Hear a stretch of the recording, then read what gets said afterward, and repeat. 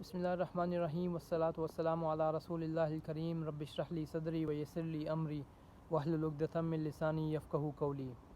مسلمانوں کے لیے رمضان کے بعد ایک اور اپرچونٹی آ گئی ہے جس کے اندر ہم اللہ تعالیٰ کے قریب ہو سکتے ہیں، اپنے گناہوں کی معافی منگوا سکتے ہیں اور اپنے آپ کو جہنم سے آزاد کروا سکتے ہیں۔ یہ 10 دن ذوالحجہ کے بہت ہی عظمت والے اور فضیلت والے ہیں۔ نبی کریم صلی اللہ علیہ وسلم کا ارشاد ہے کہ ان 10 دنوں میں کیے جانے والے اعمال اللہ تعالیٰ کے نزدیک سب سے زیادہ محبوب ہیں۔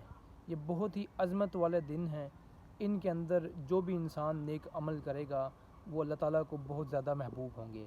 تو ہم کیا کر سکتے ہیں ان 10 دنوں کے اندر؟ سب سے پہلے تو ہمیں چاہیے کہ ہم یہ جو 9 دن ہیں عید تک، ہم ان سارے دنوں کا روزہ رکھیں۔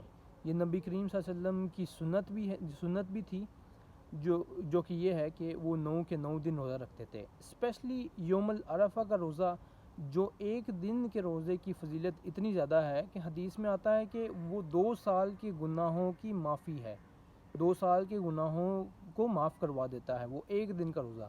تو اس اپرچونٹی کو تو بالکل مس نہ ہونے دیں۔ اس کے علاوہ ہمیں تکبیرات کرنی ہے، زیادہ سے زیادہ ذکر کرنا ہے۔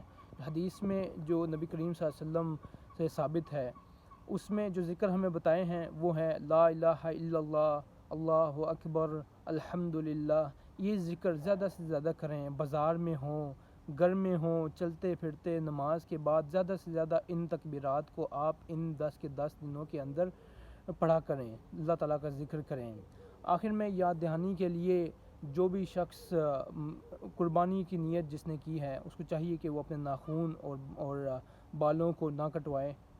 اللہ تعالیٰ سے دعا ہے کہ جتنے بھی لوگ حج کے لیے گئے ہیں، اللہ تعالیٰ ان کے حج کو قبول کریں، ان کے سفر کو آسان کریں، اور جتنے بھی لوگ کسی بھی وجہ سے نہیں جا سکے، اللہ تعالیٰ ان کی اس نیک خواہشات کو پورا کریں۔ آمین۔ جزاکم اللہ خیر۔